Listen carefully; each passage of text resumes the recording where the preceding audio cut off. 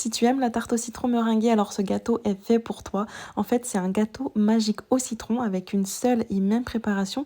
Tu obtiens un gâteau avec 3 textures différentes, une texture gâteau, une texture flan et une texture crème. Franchement, c'est trop bon avec la meringue en plus sur le dessus. Alors pour faire ce gâteau, tu vas déjà séparer les blancs des jaunes de 4 œufs et tu vas monter les blancs en neige avec une pincée de sel.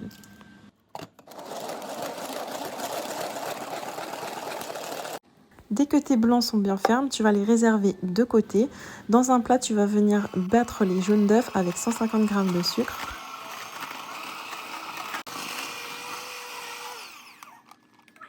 Au bout d'une petite minute, ton mélange aura bien blanchi. Donc tu vas venir ensuite ajouter le zeste d'un citron. Donc tu prends une râpe et tu vas venir râper la peau de ton citron. Donc tu dois te retrouver avec le citron tout blanc comme ça.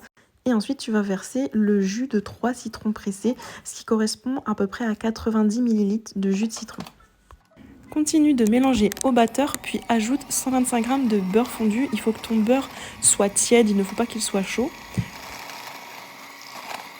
Rajoute ensuite 115 g de farine et 500 ml de lait et continue de battre jusqu'à ce que ta préparation soit bien lisse sans grumeaux.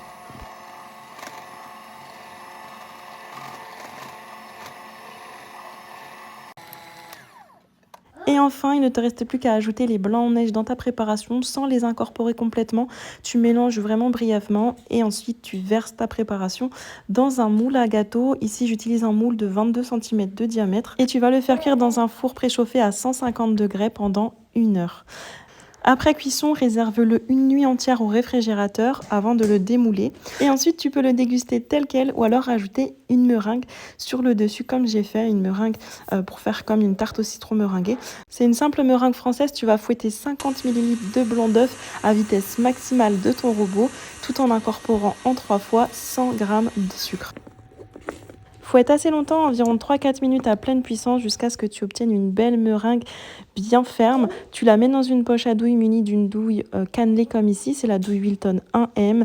Et ensuite, tu vas venir pocher ta meringue et venir la brûler au chalumeau. Et voilà, ton gâteau est prêt à être dégusté. N'hésite pas à le laisser au réfrigérateur jusqu'au moment de servir. Il est délicieux avec ses 3 textures à l'intérieur. Franchement, c'est un régal.